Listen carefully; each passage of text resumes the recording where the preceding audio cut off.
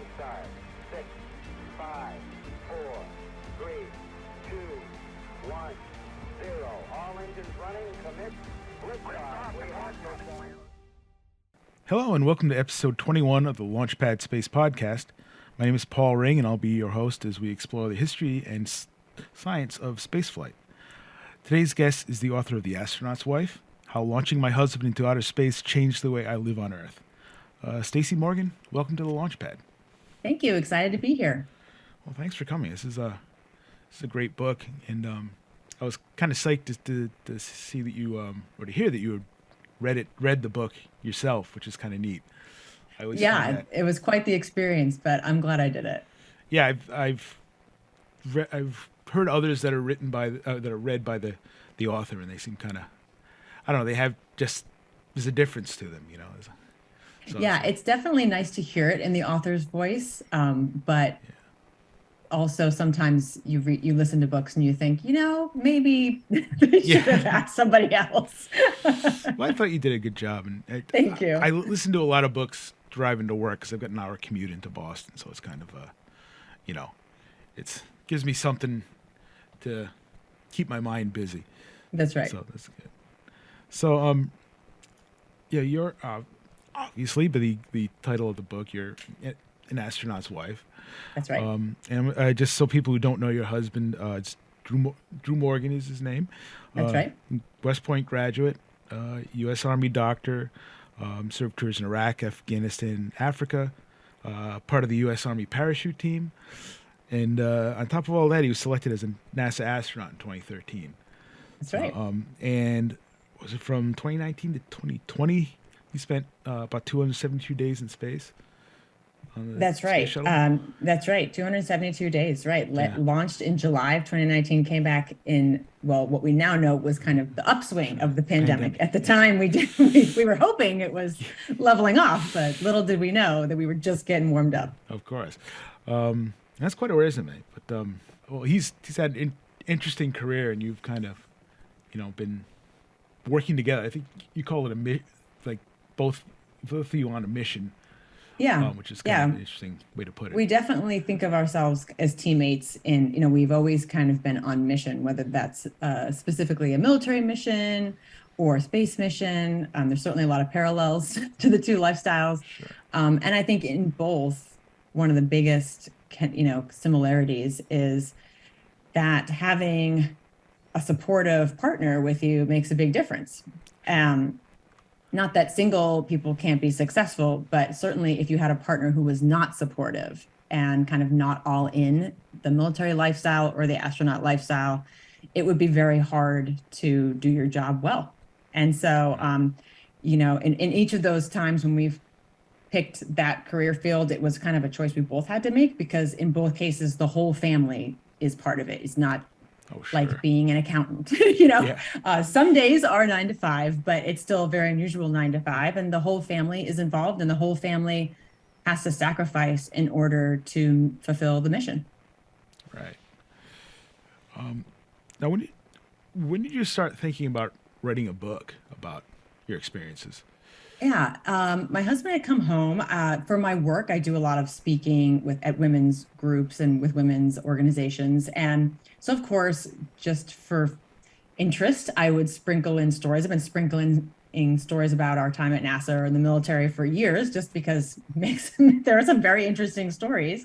Sure. And my husband came home and I was doing more speaking, and I met some people who happened to be kind of in that world. And at one point, one of them said, have you ever thought about kind of formalizing all these stories and putting them together? And I think anybody who does a lot of reading has said to themselves at one point, like, I can write a book better than this.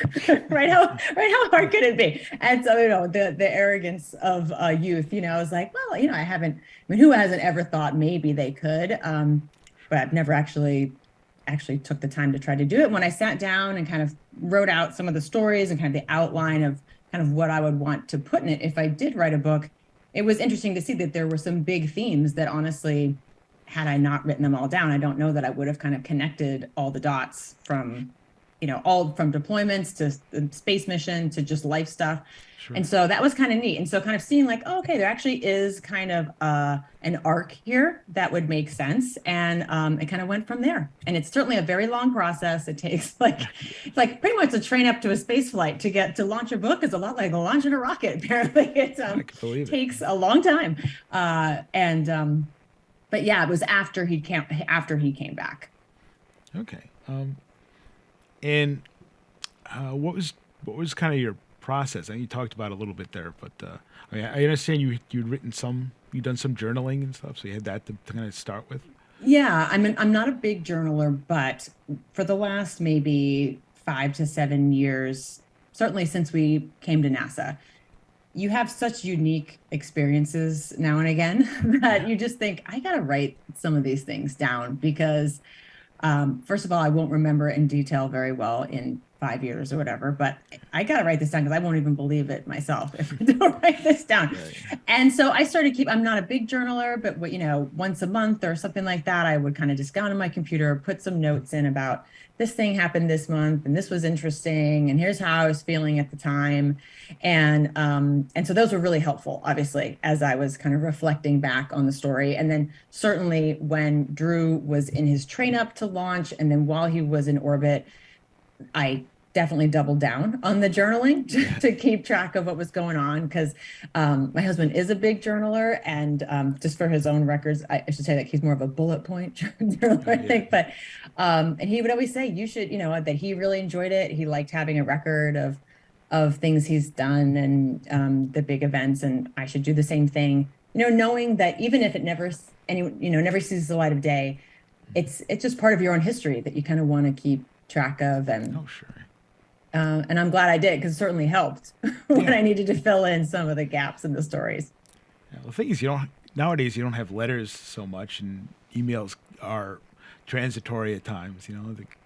That's right. And we did email each other when Drew bit, but we used it a little bit more like text, and he would call a lot more. And then of course, which is great, except you don't have a record of that because it's just your memory of those phone calls. And so the emails were really no help because it was usually, are you free to call or to or do you remember this person's phone number? Yeah, because that's an interesting thing too that people may not realize, that you do have telephone connection during certain parts of orbital passes, so you can schedule phone calls, which is kind of That's nice. right. And it is getting better and better. Even in just the 3 years since my husband came home, they're constantly trying to upgrade the communications because it is a little bit of a hassle to have to use some of those phones, and the video conferencing had to be scheduled through mission control. And so you are sharing bandwidth with other crewmates and their families. And of course you're lining it up with satellite passes, and sometimes it drops. And so, and trying to, especially when you're dealing with other people like your kids, or if someone else wants to be there for the video chat, it was a hassle every weekend. And so I hear that they're trying out some new things that would allow you to do video on demand, which would be pretty amazing, because the old way of needing intermediaries and scheduling it and all this kind of stuff was a real pain in the butt. Oh, I can imagine. Yeah. Now, reading the book, I mean, I'm obviously not a military wife. I'm not married at all, but I did find it doesn't seem like it's just written for military wives. I think it feels like it has a larger audience than that. I mean, is that kind of? Yeah, that's accurate. I think it's true. I definitely think, obviously, if a military spouse reads it, they'll feel a lot of connection to parts of my story, just like if an astronaut, some of my astronaut spouse friends have read it and, enjoyed it. But you're right. I think, and that's kind of a common response I've gotten from people, like, oh, well, I started reading it thinking like, well, this would be an interesting view on a unique life that's not the same as mine, right. Just kind of like an interesting biography of somebody or something like that. But then when I got into it, I realized, oh, well, actually that's the same. And I've had those feelings, and I've had this thing. It wasn't necessarily in a deployment context or a space mission context, but right. I've had those same frustrations. I've had those same fears. I've had to make hard choices, or, felt very stressed or overwhelmed by things in life or whatever. And that's really great. And so it's hard to market a book or because they make you kind of pick a focus group. Right. And it's hard to be like, well, I want it to be all the people. Yeah. They're like, no, you need to kind of help us narrow it down. And you're like, no, okay. But I think, especially coming off the pandemic too, I think a lot of people have had like some really stressful times and things that you're, some of the things you say in there can be quite useful. I mean, so it's Yeah, it was really, I mean, even like in the epilogue when I talk about the kind of the drive-by parade that Yeah, our that was friends great. and neighbors and community did, it was really cool. That's when those drive-by parades were really at the height of their popularity. And we Sure. were lucky enough to have some friends who are very good people organizers, and they, rallied. I mean, there was so many people, hundreds of people, and it was awesome. And it was kind of one of those things actually that, if you thought about it on paper beforehand, you'd be like, well, that's kind of like, maybe that would be not as good as the other things that you'd normally have happen. But actually, in retrospect, we're like, actually, that was really cool. Like, Yeah. normally like you go and it's kind of like there's these little cocktail party kind of things to like celebrate, or they're a little more formalized, or people have to go and they have to have tickets, and it's a whole thing, and Sure, it's yeah. not, it's very rare. They're like, oh, every neighbor, friends and family. Yeah. But this was, and so it was cool to have it be this true community event. And it was like, if you heard about it, just Right. show up in that parking lot, get in your car, Yeah. drive by the house, bring some balloons. Like people were throwing candy and shooting off confetti cannons, and it was so cool. sounds And like of a course, it blast. was nice because we just had to stand there, and everybody else came by. And so it's actually kind of one of the traditions that I was like, I hope this sticks for people. Because even now, where there's still obviously some restrictions that they're, everybody's trying to figure out this post-COVID world and how do we move forward. But even with some of our friends, astronaut friends who have come back in the last year, while restrictions have been kind of back to kind of normal, there's this period of time where you're really not going a lot of places because they're doing rehab, and you're just trying to spend family time and that kind of stuff. Exactly, yeah. And so you do want to see your friends and family and neighbors, and so they have continued doing those drive-by parades, which I think is cool. really cool. Yeah. Yeah, because it just sounded like a lot of fun, and as you said, the best thing is like all you had to do was stand there and enjoy it. And Yeah, and a lot of people, even since then, it's funny, you forget sometimes how meaningful it is for people to participate, because there's always this fine line between like asking people to participate or allowing them to participate and invite them in, versus it being like, if you don't really want to go, you don't have to. I feel like you're inviting them and they don't want to do. But since then, I mean, people will bring it up, like, oh, you remember when we did that? That was so fun. Like, thank you for letting me be a part of it. And even neighbors who we actually didn't really even know that well, but when they heard the fire trucks coming down the street, like came outside or jumped on their bikes and joined the line of people, kind of people who honestly normally maybe would not have been invited to something that was a little more formalized. They really appreciated it, and it felt kind of like, wow, the street feels like a community. Like you really, like the sense of neighbors that you don't honestly get very often anymore. Or the mayor, was there, and like these, Cool. it was just really, it was really cool, and people really, it really made us feel good that that it was meaningful to everyone who participated, not just us. Right. And this is also coming off, COVID, when everyone was kind of locked in their house and stuff. Oh, exactly. Everybody was looking for a good excuse to to get out and leave the house. have fun. That's right. Yeah, so that was great. That was like my favorite part of the book, I think, just for like feel good moment, Yeah.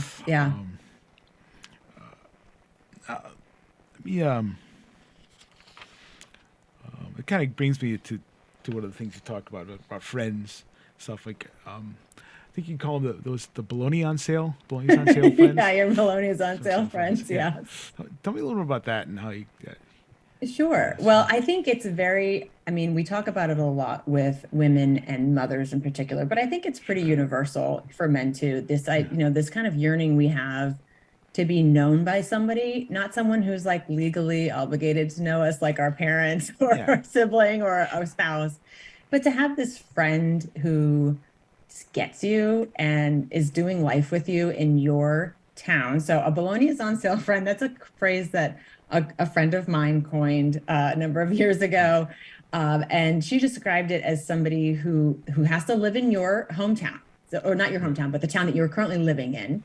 Because we all have friends from college or previous work or somewhere else, and they've moved or you've moved, and you're good friends, but you're not doing life together anymore because they're on the other side of the globe or the other side of the country, and so they don't really care that you saw Sally at the store because they don't know who Sally is, right? Or they don't care that it's pouring outside. So this has to be somebody who's like living in your town and is like intimately kind of like shopping the same stores, knows the same people, living in the same community. So, you're in the same traffic jams. You know this, all the same people doing the same things, and that you have a level of trust with them because you're doing life so intimately that you can share some of the parts of your life that maybe you would not maybe share with other people. Sure. And in the context of moms, this idea, like the fact that moms feed their kids bologna is kind of one of these secrets that a lot of moms don't like to admit, right? Yeah. But I always joke, like if you go to the grocery store,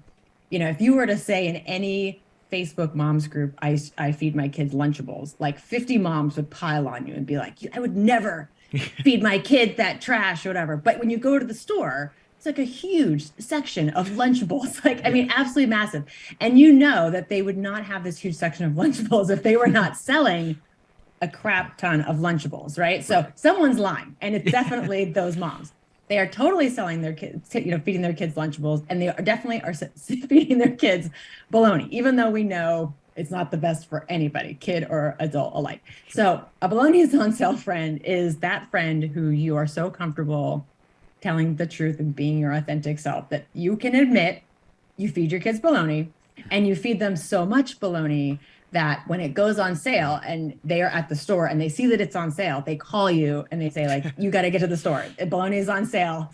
Like, turn your car around, because they know how much bologna that you are purchasing on a regular basis. And that really is like, those are the friends who, will sit with you and not try to solve your problems, just be with you. They're companions, they're confidants, and they fill a need that is different than what your spouse can do, what a sibling can do, what a parent can do. It's a distinctly different and unique role, I think, in your life. And I definitely had seasons where I needed that and did not have it and felt very lonely, and seasons where I did have it and almost at times didn't know how good I had it until I didn't have it. And I think I talk in the book about how I think a lot of us struggle with making friends as an adult because it's not a skill that we're taught very well. And we kind of do what we did in kindergarten, which is you just hope that you sat next to somebody with a shirt the same color or sneakers that light up like yours, and that you'll just become friends because circumstances will force you together and you don't actually have to do anything. And I realized I had several times in my life where, things that was done for me. And I didn't realize how someone else had set me up to find those friends until I moved to a place where I did not have anybody to grease the skids for me. And that was when we moved down here to Texas. And you would have thought, ironically, it's like my husband's going off to the dream job, like later, off to do amazing things. And I'm like lonely at home and trying to make friends, but in retrospect, not really knowing how to do that, not knowing how to kind of get outside of myself and introduce myself and be vulnerable and kind of make the first move. And I was really lonely for a really long time until I felt like I reached a breaking point where I was like, I'm just emotionally a mess. Like, and this is not good. I'm sure my husband thought I was crazy.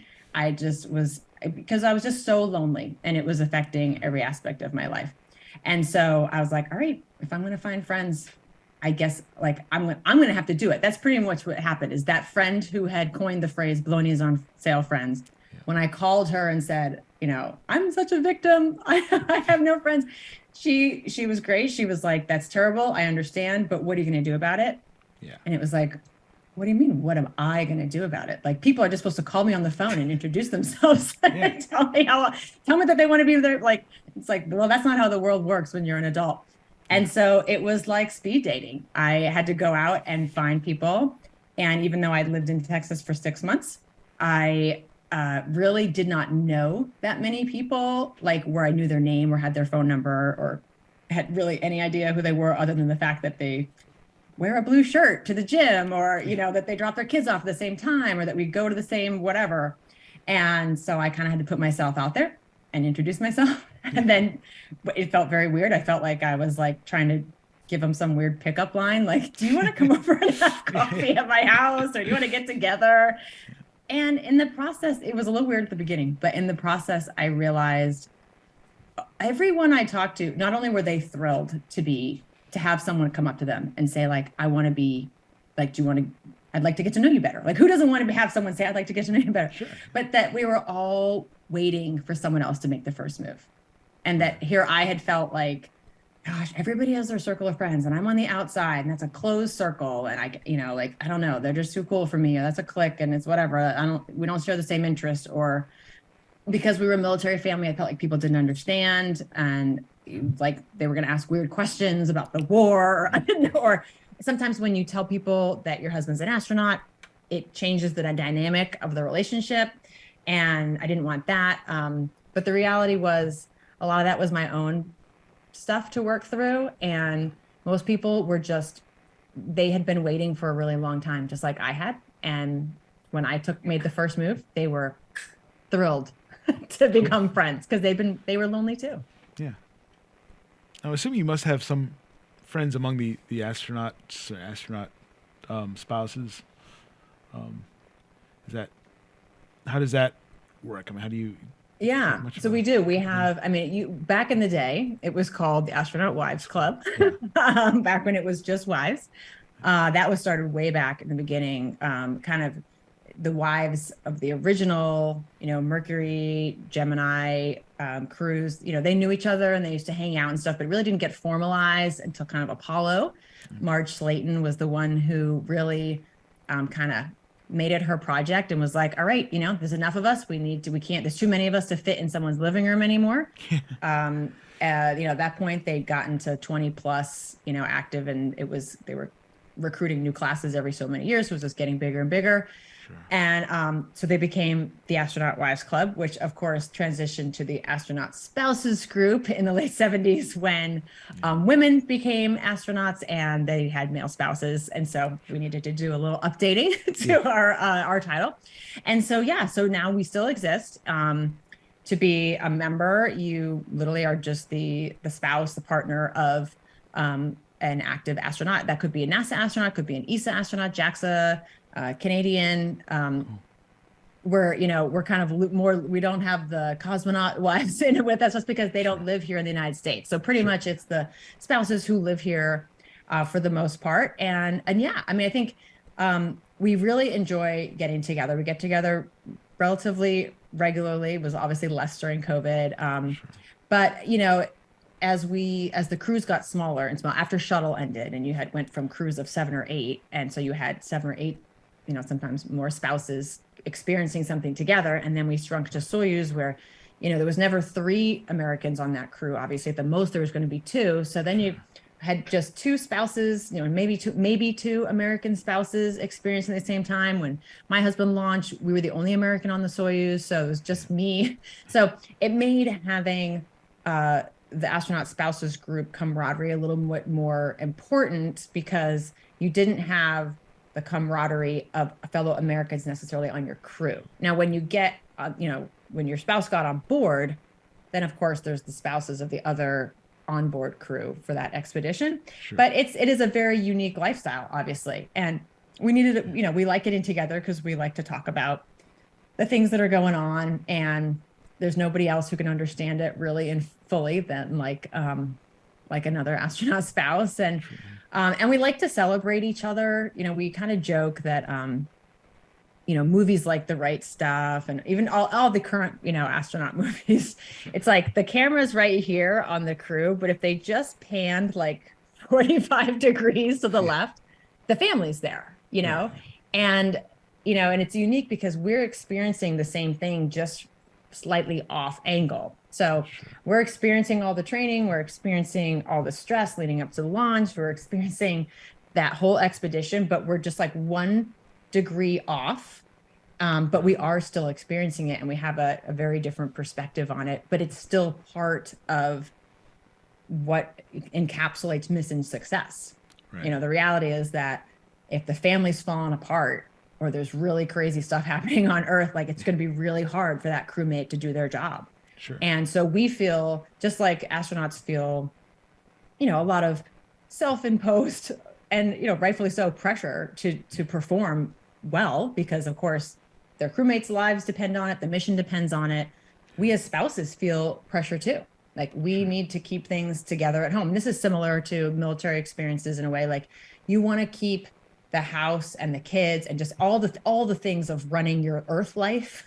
Even if you don't have kids, just your house, your cars, like the things that are the everyday stressors. We're trying to keep that under control and handle it all so that we don't put stress on our spouses in space, because we want them to be able to perform at 100%.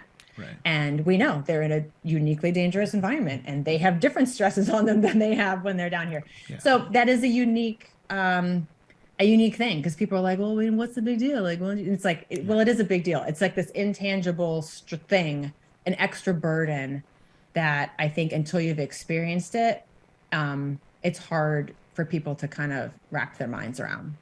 Sure.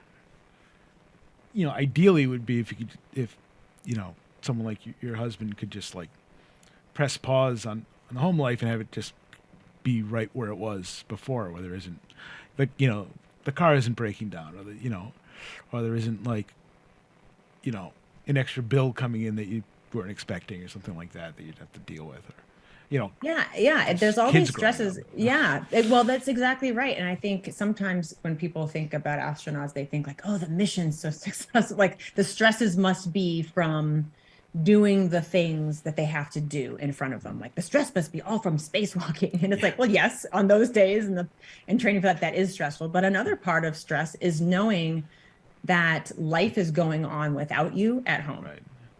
Whether that's, even if you're not married, right? Just like life is going on the Earth. Like your parents are getting older, and your nieces and nephews are getting older. And certainly if you are married and have kids, your kids are getting older. And in our case, 9 months, like it was an entire school year. Yeah. And, in a phase where like when my husband came home, our son went from shorter than him to taller than him. It was like, came home, he was like, what happened? Our some of our girls went from like little girls to like young ladies. He was like, what is this? That's new worries to deal with. That's right.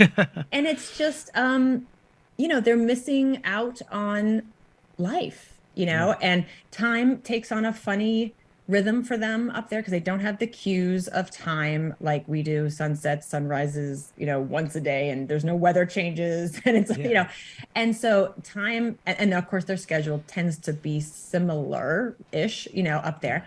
And so it feels like my husband described it as feeling like it kind of slowed down a little bit. Whereas then talking to us, it felt like life was moving really fast on Earth. Like the kids, all these things happen with the kids, all these things happen with the house, with the seasons, with parents' issues, and all the kind of things with your car, things with your house. It's like, how did all this happen? And because you just forget that that's what life on Earth is like, much more fast paced, and because it's so varied every day. And that's hard. It's like a sacrifice that they make that I think we're still kind of trying to figure out, in terms of like, it's not just a sacrifice in terms of potential like physical harm because you're going into space, but there is an emotional and family cost to going to space. Sure. And which makes family support and, healthy connections all the more important, because, if that's not there, then people will say it's not worth it. Yeah. It brings me to another book I read and did an episode on a few episodes back. Lisa Jorgensen's Far Side of the Moon. I don't know if you know about that or. or heard about it. It's about No, I haven't read that one. It's about Sue Borman and Frank Borman. You know, Sue Borman had some psychological issues after her kids went away to college, and kind of her, you know, she held things together really well, and you know that was, you know, the height of the Apollo era when, you know, the media was, you know, the media spotlight was very bright, and she ended up having a nervous breakdown while Frank was at Eastern Airlines. So I don't know. I mean, I'm guessing that the media spotlight isn't quite as harsh as it was back then, but I'm wondering how much that kind of factored into how you were doing things at home. Well, I will say, yeah, I mean, what they experienced then is like, you know, so different when the whole world was watching everything they did, because they were true celebrities, and we do not have those pressures by any stretch. We could still take our trash out. We still, you know, and the joke is like that unless they're wearing their blue flight suits, nobody even knows who they are, really, which is great, you know. Nice. But there were times where it did feel stressful. Like, for example, at launch and landing and spacewalking, which of course are the three most dangerous times, you know, they're being streamed live for the world to watch with you.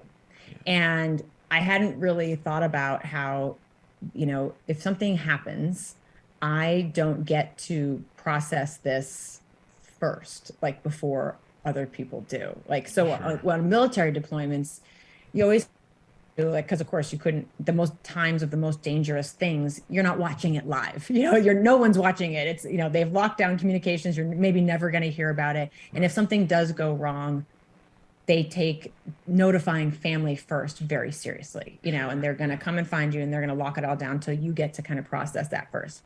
Right. But in this life, those three dangerous times, spacewalking, launch, landing, because it is live streamed, you think to yourself, like, man, now they don't put the camera on you anymore like they used to back in the day, for good reason. Sure.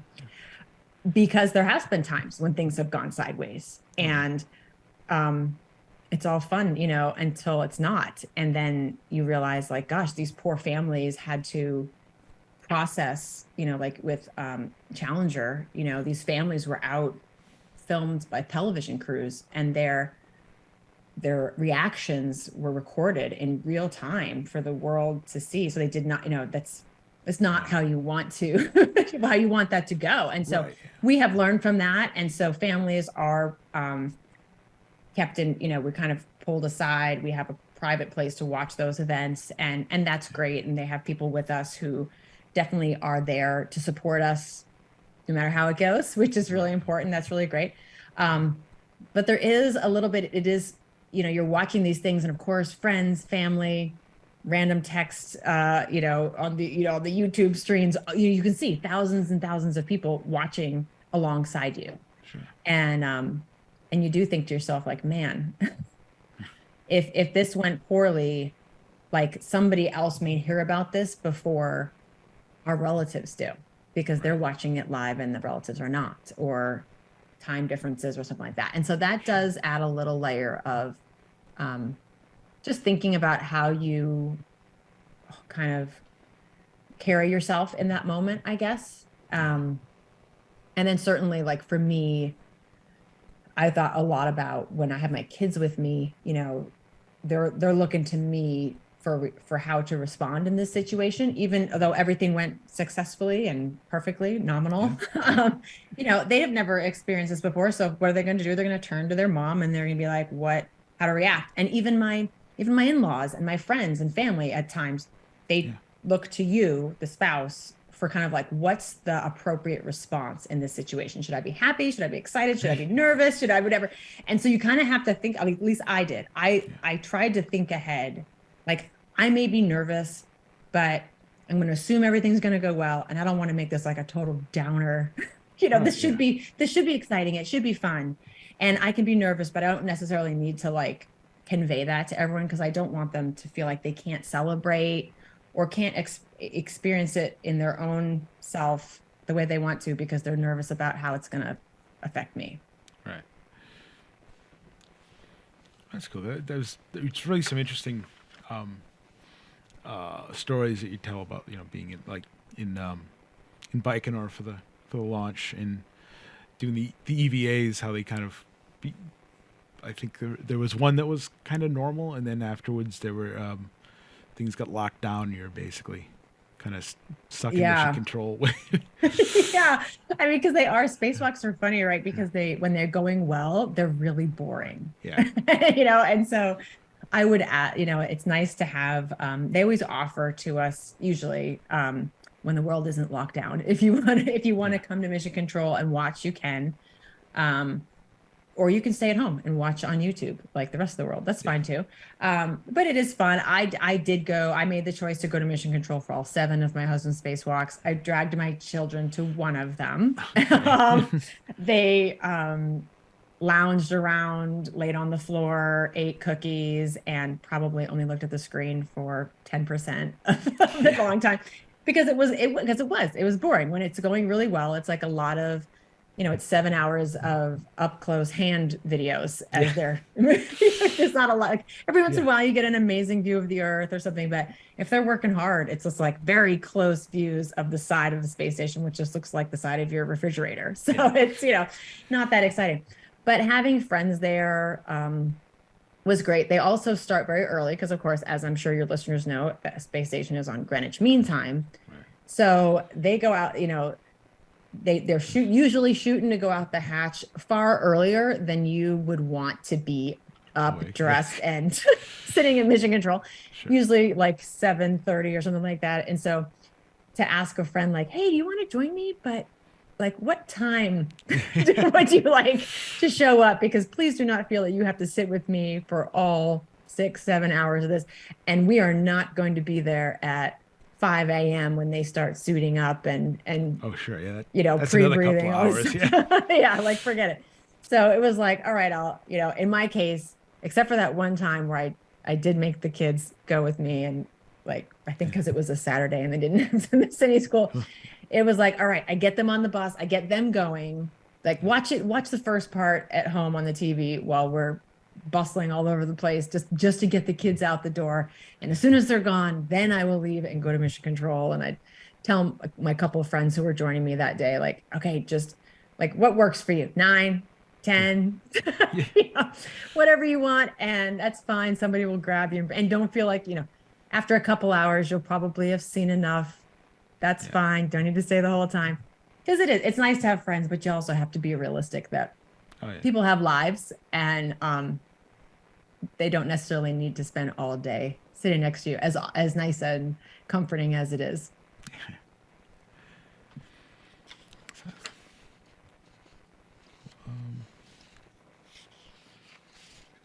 Obviously, I kind of touched on it before, but you talk about a little bit about what your life was like while Drew was on the ISS.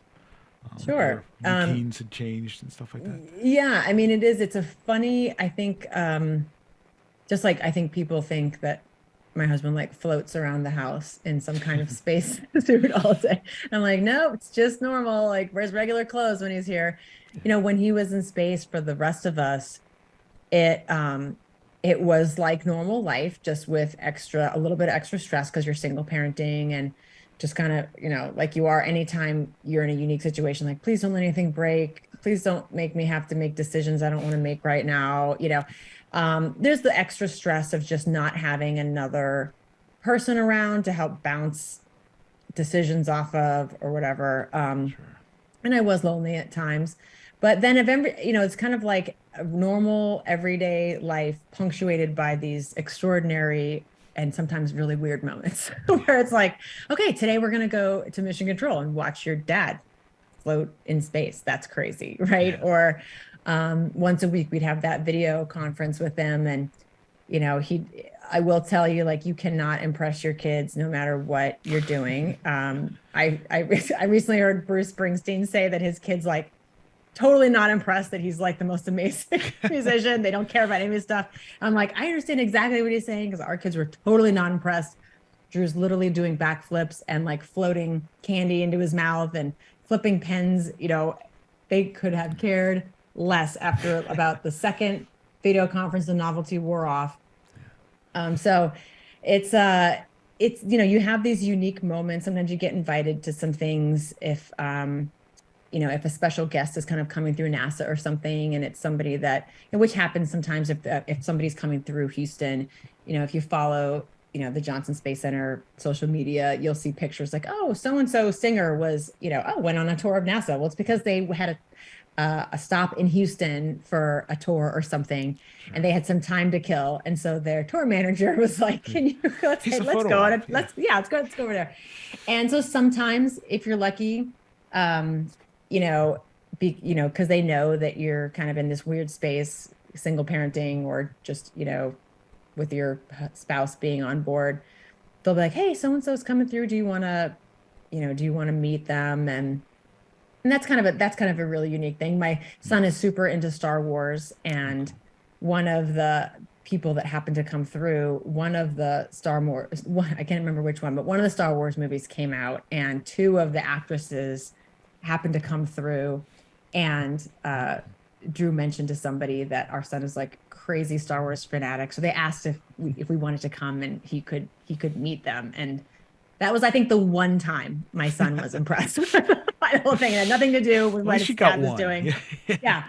It was like, he brought his book. He wanted them to autograph it. It was very cute. And they were so sweet. So that was a really cool, unique day. But cool. Then that's like one of every 20, one of every 30, so that's where you're like, okay, that's the day I want to make sure I put in some notes in my journal about how this went down, because in a year I'll be like, how did we get there? How did we meet them? I can't remember any of that. Sure. So how are they with other astronauts? Are they just kind of like, the kids just kind of like, oh, so my dad's an astronaut, big deal? Yes. I mean, what's funny, like we have some pretty funny stories when we first got here. Because astronauts do tend to kind of clump together, often because a little less so in the more recent years, but certainly when we arrived in 2013, most of us were around the same age. A lot of us were married and have kids. And so, you're going to be looking kind of for the same town. You're not looking for good schools. You're looking for the same kind of houses. Yeah. So we tend to clump together. So in our town, there's a lot of astronauts who live in this town. And in our neighborhood, a lot of astronauts live in this neighborhood. And so in my kids' school, they have several classmates who are other astronaut kids. And so very quickly, the uniqueness of being an astronaut kid was like not even a big deal, because there was one in their math class and another one in their PE class. And I remember when we first got here, my daughter was in Girl Scouts, and she was sitting in this little circle they do at the end or something, where they're sharing or whatever. And they went around, and the leader hit this other girl, as she went around, and she was like, and does everyone know so-and-so, her dad's an astronaut? Yeah. And my daughter raised her hand and she went, yeah, mine is too. That's not a big deal. Yeah. And that happens all the time. Even here in town, my neighbor was telling me they went to, they were somewhere in another state visiting some relatives. They happened to go to some kind of like flight museum or something. Yeah. And over the announcements, it said, come to the gift shop where, astronaut so-and-so, I think like a shuttle guy, was there signing books. You can come and you can meet him or whatever. And so the friend said like, oh, do you want I know you live in a neighborhood as like, you're into space. Like, do you want to go and get his book and have him, you want to meet this astronaut? And our neighbor was like, dude, I see an astronaut take his trash out twice a week. I don't need to go to this museum. So, it is funny. It is like just part of the culture here. And you kind of hope that after a while, people almost forget that that's what you do, because you're just their neighbor or their friend or their, another soccer dad or soccer mom or whatever it is. But even when my husband was on board, my oldest daughter, the Italian astronaut, Luca Parmitano, his oldest daughter is the same age as mine, and they were in several of the same classes together. Oh. So it was like literally in math class is another astronaut kid whose dad is on board with their dad. So it's like, cool. It was really cool. And I think some of it they won't fully appreciate until they're older. Yeah. But even then, it was like when we went to the launch, both of Luca's girls went, and their ages line up with the ages of my three girls. And so it was awesome that they had like play, Hang playmates. out with, Yeah. And sometimes, honestly, they really didn't care about all the going on. Like, when can we get back to the hotel and go swimming with our friends? It's like, well, after the rocket launches, okay, Yeah. like we're gonna do what we came here to do, and then you can go hang out at the hotel pool. Yeah. But because that's all they care about, and you want that, you want them to have a regular life, and their whole world not be, all about what their dad does or what their mom does. Yeah. And so that's good. But sometimes it is like, I know for my husband, he has to be like, it's not personal. It's not personal. It's not personal. And I have to remind him, like, it is not personal. They're just teenagers, or they're just tweens, or they're just a kid who has a math test on Monday. And honestly, that math test is more important in their underdeveloped brain than the fact that their dad is in space. Yeah. Well, it's interesting. I've talked to a bunch of like Apollo and shuttle kids, astronaut kids, and they seem to say a lot of the same things. That it's just kind of, it didn't seem that big a deal when they're going through it, and they kind of looking back on it. It's very much more they realize how kind of amazing it was that their dad was, walking on the moon, or That's or right. flying. Like Bruce McCandless's dad was, first, basically free floating, astronaut. It's just kind of cool. Yeah. I mean, in the book I talk about, I met Alan Bean's daughter at an event, Amy. and she was telling me how on the day that her dad walked on the moon, they woke up early, watched it on the TV, and then her mom sent her to school. Like, it was like, okay, well, you're not going to sit here with me all day. And we laughed because it was like exactly what I was doing, and here it was 50 years later, obviously totally different program, totally different spacecraft, totally different people, but the experience was so similar. And I think I've heard over the years, I don't know that it has ever solidified into anything tangible, but I've heard that there's kind of this desire for there to be kind of like an astronaut children of astronauts like group, just like there's an astronaut spouses group, like astronaut kids group, because they really do, like exactly what you said. They have this unique experience that I think at the time they don't fully understand, because none of us fully understand the magnitude of what happens to us as kids. Yeah. And when all of a sudden it's like, a lot of people have described it to me, because there are some astronaut kids who also live in this town who are the same age as me, that it wasn't until they got to college or got their first job, and of course somebody's like, so like, what do your parents do? And they're like, oh, well, my mom or my dad, was an astronaut. And they're like, what? And because growing up, it wasn't a unique thing. And then it's only then that they start processing how unique it was and reflecting back and just realizing that was really cool and wanting to connect with other people who had that shared experience and just kind of trade notes. And it is really universal. Every once in a while, I had an opportunity about, maybe 7 years ago, 5-7 years ago, the original astronaut wives, they have their own little group that they continued to meet together almost annually. Unfortunately, a lot of them ended up, the original 40, I think only like less than 10 remained married much longer than their NASA time. And so, but that group continued to be super tight forever. And they had their own little reunions and they would get together. And one year they had one here, and I had the unique opportunity to meet like Janet Armstrong and a bunch, cool. All these different people.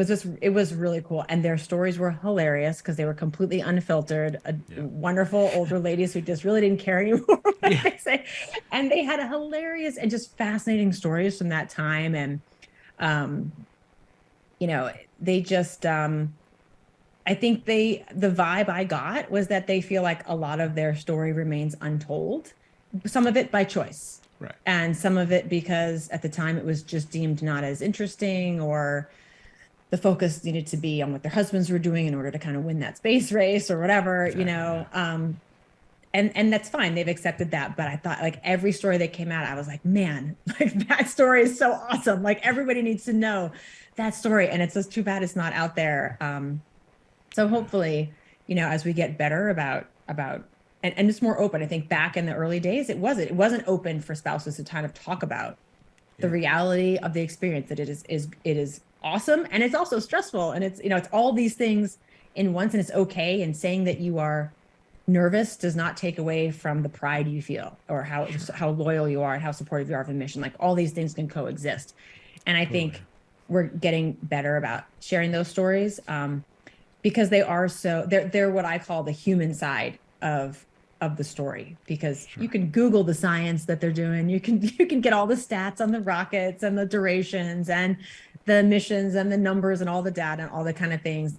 But I have found people are fascinated by hearing about the families, because it humanizes these superheroes that they've, and you can't really humanize them without telling what's going on with their family, like good and bad, So unfortunately, I think we have lost some of that history with those original spouses. I think we have bits and pieces. But, hopefully we continue to get better, because they're, unfortunately, many of them aren't with us anymore. So when we do have reunions, we invite everybody, and we hope that some of our more seasoned astronaut spouses will come and share their incredible stories, because it is amazing how unique they are, but also how universal it is. Yeah, I've got to think that just hearing somebody like Pat Armstrong talk about something that you could relate to is going to be like really, really amazing. Just to be able to like have a connection like that. Across and the they could, and generations. that's right. And they could laugh about it, and they were like, we weren't laughing then, right? But we can laugh about it now. And they just bring a maturity and like I don't know, just like I wanted every single one of them to be my personal mentor, like, please teach me your ways, Yoda, because you're amazing. Like, you came through all that. Like, I can't even imagine, like we said, that pressure, that public eye that was just like laser focused on them, and every detail, and tour buses coming by their houses, and we get, I think the stress that I felt at launch, there's nothing compared to like when this was they were launching rockets so frequently. Like, it's just crazy. And they were all relatively untested in terms of like what might happen. And so no wonder they were stressed. Like, no wonder there could have been some bad habits that came out of that, just because it was just so stressful. But I wish there was more to know. I'm sure there's more to know. I just wish it was written down and recorded a little better than it is. Right. I mean, they always do.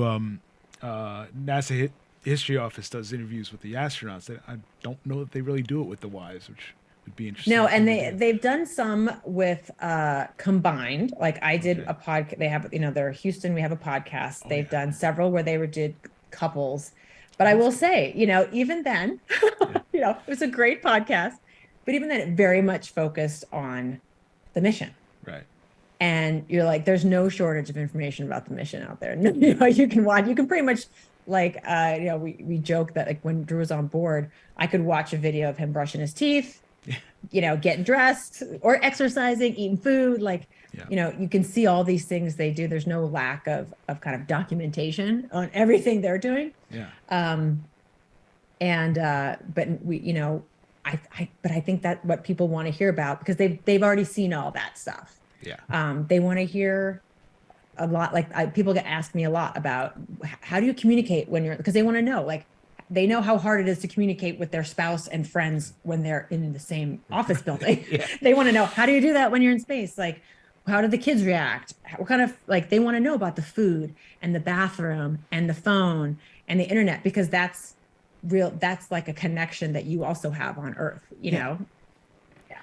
I mean, that's why I love this stuff, because I love the rockets and the numbers and like the Artemis launch was amazing, but it's like just the finding out how people, just in an interpersonal level kind of deal with things like that, and just especially when you're dealing with such long missions. It's not just a week or a few days and you're coming back. It's it's a long mission. I'm sure that kind of makes it all the more harder to and I think it's done, that's right. And I think it's something we're figuring out, that the people who handle long duration missions the best are the most emotionally healthy people. Right. And because, you can, as I like to, remind my husband when he's frustrating me, like, they have trained monkeys to do your job. You can train somebody to do almost anything, but you can't train somebody not to be a jerk. Right. So, and if you're going to be trapped in a tin can with somebody for, a 3-year round trip to Mars, they better not be a jerk, because otherwise only one person's probably going to survive the trip. Yeah. And so you need really robust emotional health in order to be a good crewmate. That's the number one trait they're looking for in people is can you be a good crewmate? Do I want to be trapped in essence, a minivan with you for a very long time? But when you are an emotionally healthy person, one of the hallmarks of that is that you have really good relationships with people in your life, like spouses, parents, children, and they're important to you. Yeah. And so when you are making a decision, like, do I want to leave the earth for 3 years round trip, knowing that I'm leaving behind, these relationships are important to me. They are valuable to me. Yeah. That it is a real sacrifice. So, and emotionally healthy people, because they value those relationships so much, if the support is not there for those people who are most important to you, you will say it's not worth it. Yeah. Just like people leave very well-paying jobs because it was it didn't jive with having a healthy life at home or whatever. It's the same balancing act. And so the military figured this out after 9/11. You couldn't just keep deploying people for long periods of time and then expect them to come back and relationships be healthy. And then because these relationships weren't healthy, people left the military and they fell into bad habits or whatever. So they had to build up the family support structures so that, the soldier or the airman or the sailor can deploy and do their job well, knowing their family's being taken care of. Right. And they're not distracted because they're not worried because they know their family is being taken care of. And so when it comes to space exploration, it's the same story. The farther we go, the longer we go, the people who are on those spacecraft need to know that their family is being taken care of. Right. Otherwise, they won't go. Yeah. because they are emotionally healthy people, which is what you want.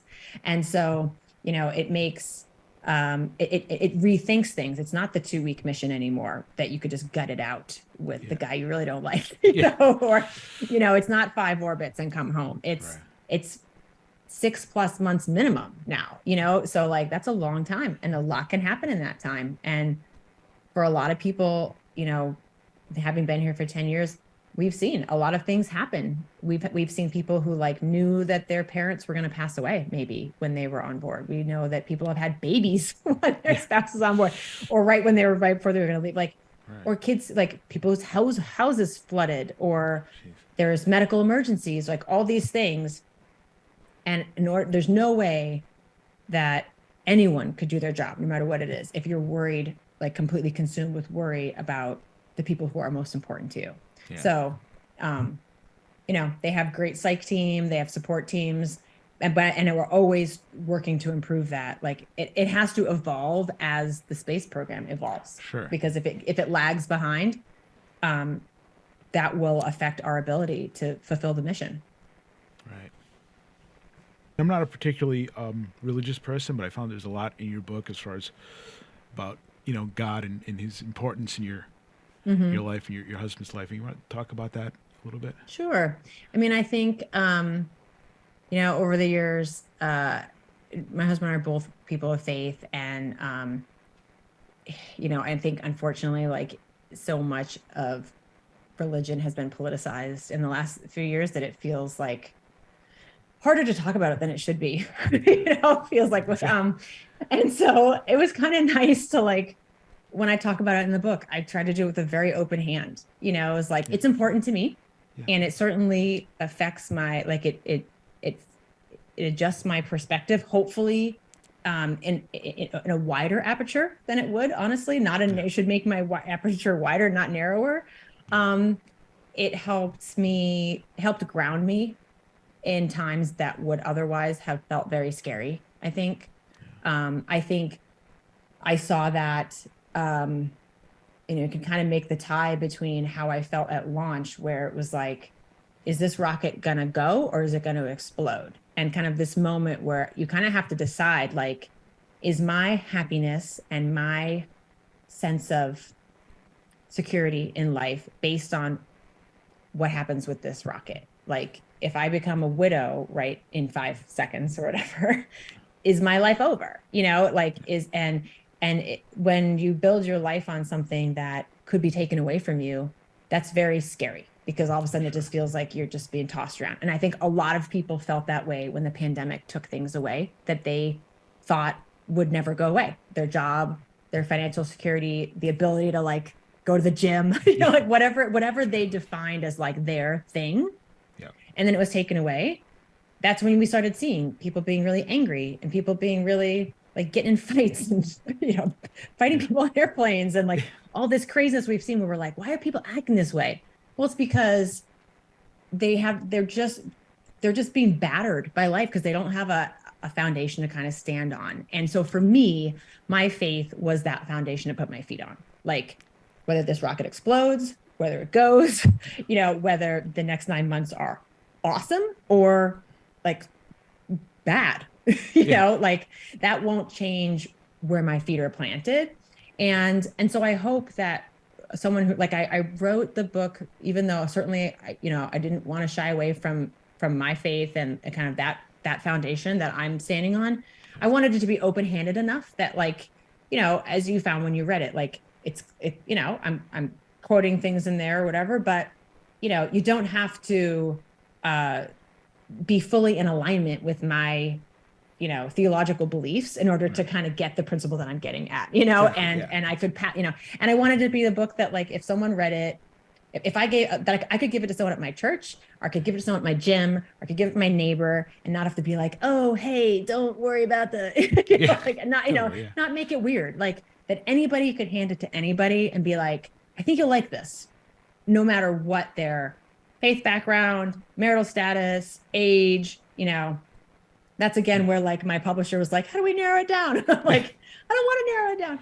But, and so I hope I did that. I hope I kept it open-handed enough so people, if people want to read that and then reflect on it for themselves, great. If they want to read it and kind of gloss over those parts and more for the different story or just more for the life, like, that's great too, but it is, it's part of my life. And so I wouldn't be authentically honest about my perspective and my experience here without, drawing on that in the book.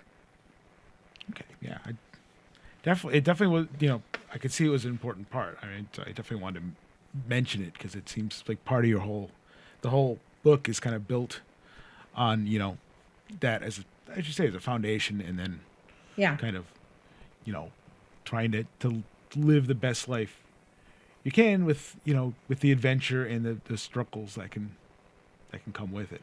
Yeah, exactly. So, okay. One thing I wanted to mention too, I know you mentioned it in the one of the emails that you sent to me, is like, you're from up my way, yes, Massachusetts. I was just curious, like, I mean, just a little bit about, growing up here, and maybe just how aware were you of the space program at the time? Oh, I would say not very. If I do not want to paint myself as someone who, like, grew up fully versed in the space program, but I did. I grew up in Massachusetts. Grew up in, born in Boston. Grew up through third grade in Waltham, then moved to Acton. Graduated from Acton Boxborough High School. Shout out to Acton Boxborough High School, class of '96.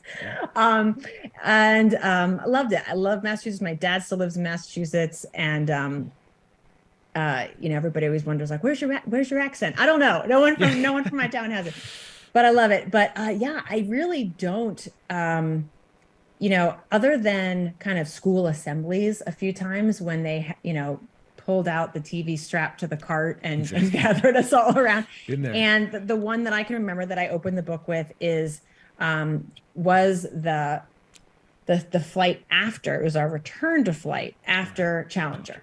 Okay. And it was interesting because even in my memory, I had to kind of double check some of my memories against the actual timeline facts, because I remembered them showing, your memory kind of sometimes blurs what actually happened, and then like maybe television footage you saw at a different time or something. And I remembered seeing the Challenger disaster, but I realized after kind of double checking my timelines, they were recapping, what was about why this flight was going to be so important, that it was the return to flight after the big pause, after the disaster. And that the reason my teachers were so upset was like, which of course I totally did not understand as an elementary school kid. You just see your teacher crying and you're like, oh my gosh, what is happening? Exactly. Core memory, like seared, that you did not understand. Right. But they were just relieved. They were just happy that we had kind of come out of that collective mourning period after Challenger. And that's about all I can remember. Honestly, I'm sure, there was a period, I feel like, where it was so popular because the shuttle was launching so often. Sure. That it was just part of like the kind of collective culture of astronauts and space and shuttles. And it was just the orange flight suits and the big, I mean, it was everywhere, shuttles stuffed everywhere. But it was, for me, it was just in the noise of everything else with Cabbage Patches and Madonna and all the kind of other things that are going on.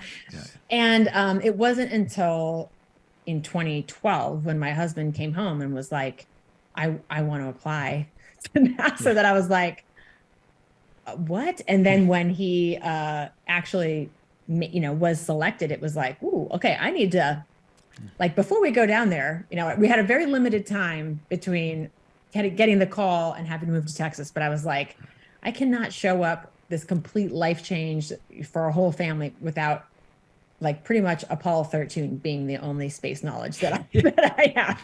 So that's when I started reading up on things. And of course, my husband, who is and was then a space aficionado, he had, all I had to say was, "Can you give me some recommended books to read?" And he was like, "I've been waiting forever for you to ask me this." It's like, here's this long list of the right stuff and all these space books or whatever. And there's been, of course, a lot of really good ones that have come out since from different people. But sure. Yeah, so I kind of like had to become a little amateur space historian just to kind of get a better sense of what are we getting ourselves into. Yeah. And the year that we moved here was the year that the book The Astronaut Wives Club came out. Oh. And so I read that very closely. Yeah. and so that was very interesting. Now later, a couple years after that, I don't know if you remember, one of the television stations did a mini series, like a fiction. They took the book and then they fictionalized it and kind of sexed it up a little bit. And it was very controversial here because, like with all those historical miniseries, if you don't know the real history, then you don't know what they have fictionalized and what they haven't. Right. And I knew that even some of the events that were described in that book are kind of even in debate amongst the original wives. And so, but it was hard to know which was true, which is a stretch of the truth, which was a little, fluffed up for matters of story. Yeah. And then they put it into this, miniseries on television, and they really altered some of the storyline in a way that we really, like fellow spouses, we really didn't like, because if you're watching it, you didn't know that storyline was totally fabricated. Sure. Because it was just tucked in pieces that actually were historically accurate. Yeah. And so you're like, wait a minute, and for some people, as I know, some of those original wives really, they expressed some very strong feelings about it, because they were like, that woman and that astronaut may no longer be living, but their children are, their grandchildren are. And how do you think they feel when they see this storyline? And it's like, what? That my grandma didn't do that or say that or do whatever. Sure. And so kind of interesting. I mean, so I definitely have tried to learn a lot. And that's where, again, like, I wish there was better documentation on what it really was like for a lot of the families, because it doesn't exist, you don't always know if you're getting the accurate truth or not. And that's too bad, because then people can sometimes spin it in different ways. But yeah, unfortunately, I'm sure there was a big section of space curriculum in my Massachusetts public school education, but I don't, unfortunately, I must not have been paying super close attention. Paying for it now. Yeah. Well, you're getting the master's course being a Yeah, exactly. Exactly. I went know it up straight close. from like elementary ed straight to PhD in space NASA. science history. Yeah. So, just out of curiosity, do you watch any other like space related stuff like Oh For All yeah. Mankind or things Oh like that? yeah, I really enjoyed For All Mankind. That was really interesting. I felt like they did a very interesting job of talking about family dynamics in a way that other space miniseries or don't always do, and how it affects the astronauts. Yeah. You know, often it's like, because sometimes even when in these series, when they do bring in families, it's like, oh, look at all this drama happening with the family. Yeah. And then the astronaut's like, but I must go. You know, like no matter what, the mission must be fulfilled. Yeah. And that's not life. That's not how it really works. And I did like in that series. Now there were some different things in plot line, especially in the latter season where I'm like, but especially season 1 and 2, I was like, oh, I love how they actually like that feels accurate. That interaction that just happened there, that feels accurate. And I like how that it did affect their ability to fulfill the mission. It did affect how they performed that day, you know, or whatever, or the decisions that they made. And I really like that. For All Mankind, like that. Of course, there's the Disney Plus series, Among the Stars, that my husband was in, that followed he and his crewmates as they did the spacewalk repair of the alpha magnetic spectrometer. It's a big mouthful of word, alpha magnetic spectrometer. I of course like that. I'm trying to think of what are some other ones out there. There's been some good movies too lately. It feels like things go in waves, you know. We're in a space wave of miniseries and movies and stuff. Yeah. That's, you know, obviously I'm enjoying it. So it's like, yeah. It's a lot of good stuff out there. So I'm gonna ask, what's Drew up to now? What's his job? Yeah, well, that's right. Well, after his, after they come back, they do 6 months of post-flight where they're kind of taking it easy for a while, recover.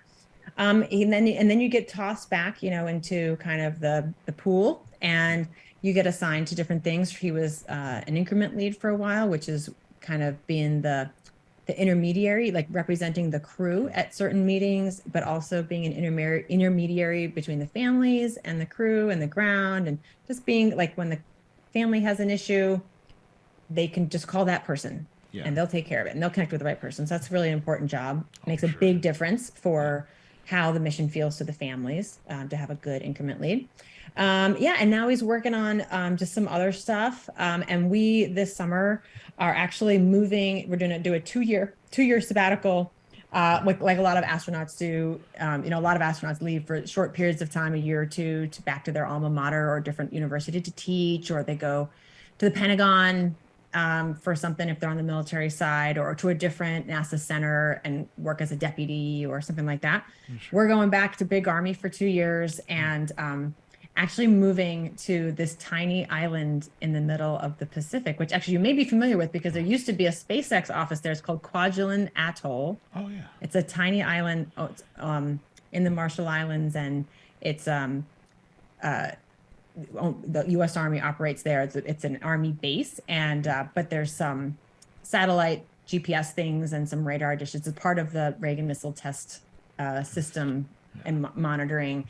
There used to be some SpaceX action happening there, but we're going to be there for 2 years. Wow. And it's going to be quite the adventure. If people can Google it, it's quite the thing. Kwajalein Atoll, KWAJ. But so we'll do that for 2 years, and then after that, I don't know.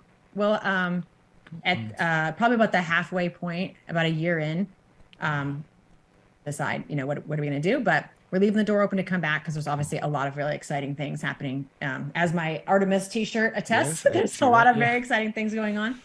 And it feels, at least to us here, it feels like things are changing constantly, like in a good way, evolving between Artemis stuff and, Boeing will soon come online, and And of course, everybody's always talking about Gateway and, and we kind of on the side continue to monitor rovers and things like that. So it just feels like there's a lot going on. So I don't know, in 2 years, we might be like, we're coming back. We couldn't stay away, So I'm sure he would probably love to walk on the moon someday. Oh, I think that's the ultimate, right, for every astronaut, whether you are 8 or 80, that's the ultimate. Yeah, it's great.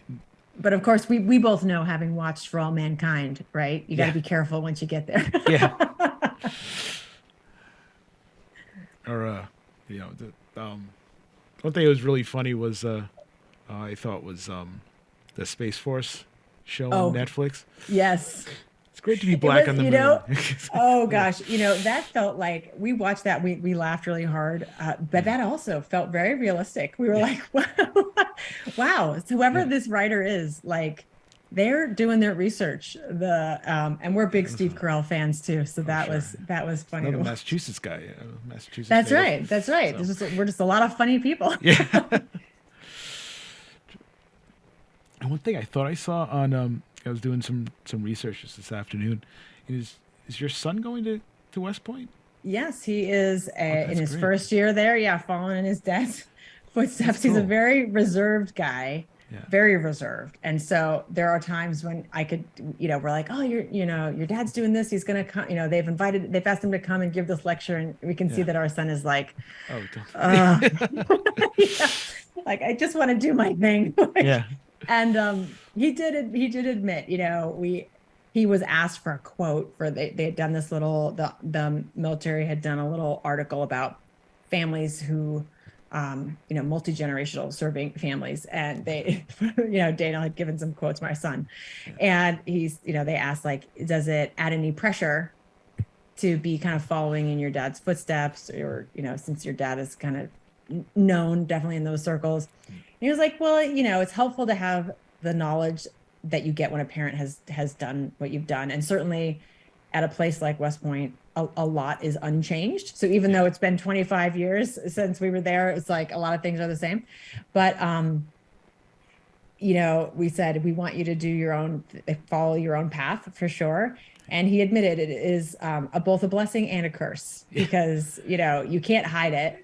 Sure. But again, we've told him, like, first of all, you're not even the only, like, you're not the only astronaut kid who's been through there. Another astronaut kid graduated last year, and 2 years before that. Yeah. There will be another one after you, I'm sure. Sure. There are tons of other kids whose dads do, and moms do things, and there are other astronaut kids at other academies as well. So, don't worry about it too much. Yeah.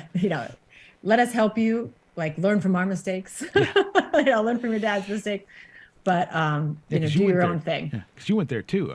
Obviously. I did. I went there too. And so we're always like, he's very different than both of us. And we're like, do you, and we'll support you. And that's great. And we just have to sit on the side and try to keep our mouths shut. Yeah. So he's going to West Point. You guys are moving half a world away too. Like, I know. Thank goodness we do have a good support network for him, because we do feel bad. And selfishly, I have told people, selfishly, I'm so glad he's there, because at least I know someone is making sure he changes his clothes, eats his meals, does his laundry. It's true. Which may not happen if he was at a regular college. Yeah, it's true. Oh, that's great. This has been a lot of fun. I wish I could keep talking to you, but I think I've monopolized enough of your time tonight. Is anything else you want to add? I don't think so. I'll just to add, just because whenever I talk about the book, I like to make sure people hear that I have committed to donating 100% of my book sale proceeds to charities that support military families. Awesome. So I like to say, hey, buy a copy, and if you don't like it, but the worst thing that happened is you donated like $17 to military families. But if you do like it, buy 10 copies and give one to all your friends, because it's great it was really fun and enjoyable to write the book and be able to share the experiences. But it's also really awesome to, like, kind of take this thing that you've created and then be allowed to leverage it to to serve others, especially the military community, which is such a big part of our family and our history, and Sure. and even what we're doing, going back into this summer. So so it's a really cool opportunity. That's great. Well, thank you again for coming on the podcast. Like I said, I had a lot of fun talking to you, and Well, thank you. really Thank you for interesting, having me. it's really interesting to hear about your experiences and stuff. And, Well, thank you so much. And I wish you and your family well on your move, and hopefully you have more adventures out there. And I think given that location, adventure is inevitable, good or bad. Yeah. It will be an adventure. hopefully good though. That's right. Hopefully good. We're counting on good. Yeah. Okay. All right. Well, thank you so much. I appreciate your time. Thank you. I appreciate your time. I mean, this is, so I love, just getting these interesting stories from, space flight things, and just the, like you say, there's a lot of people supporting, your husband and what he does, and and you guys are a big part of it too, just for so it's really good. Yeah, we always talk about it's kind of like an iceberg. Everybody always sees the astronaut on top, but underneath that is, thousands of people. It starts with the family, but then it's flight directors, it's engineers, it's crew, it's it's like a million things. And sometimes one of the things I really liked about the Among the Stars documentary on Disney Plus was it really was less about the astronauts and more about these engineers, these project specialists, and their stories were just as, if not more, fascinating. Oh, yeah. And and everybody's always so distracted by the blue flight suit, but often, if you just swivel the camera a little bit farther over, there's this really interesting happening over here that is equally essential, and every astronaut will give full credit to that whole team, because they know that they couldn't do anything without without all those people fully working together and supporting them. So the nice thing is a lot of those people are getting are being recognized now with you get the Hidden Figures, and that's right. I can't think of her name now, but the woman who did the programming for Apollo, the famous picture of her yes, standing next to that's right. the pile that's right. of code that was taller than she was. Exactly. I mean, fascinating stories. Yeah. That it's unfortunate that it took so long to kind of uncover those stories, but I'm so glad they finally did, because they are equally fascinating, and maybe not always as flashy or as explosive, but equally important for everybody to know that it takes all these things to make kind of that one moment happen. This has been the Launchpad Space Podcast. Today's guest has been Stacey Morgan, author of The Astronaut's Wife: How Launching My Husband into Outer Space Changed the Way I Live on Earth. I'm your host, Paul Ring, and I hope you enjoyed this episode. If you did, please subscribe via Apple Podcasts, Stitcher, Spotify, or wherever you get your podcasts. More great episodes are on the way. And please leave a review. They make a difference. There are a lot of ways to contact us. We're online at Launchpad Space 1 on Twitter, Launchpad Space Podcast on Facebook,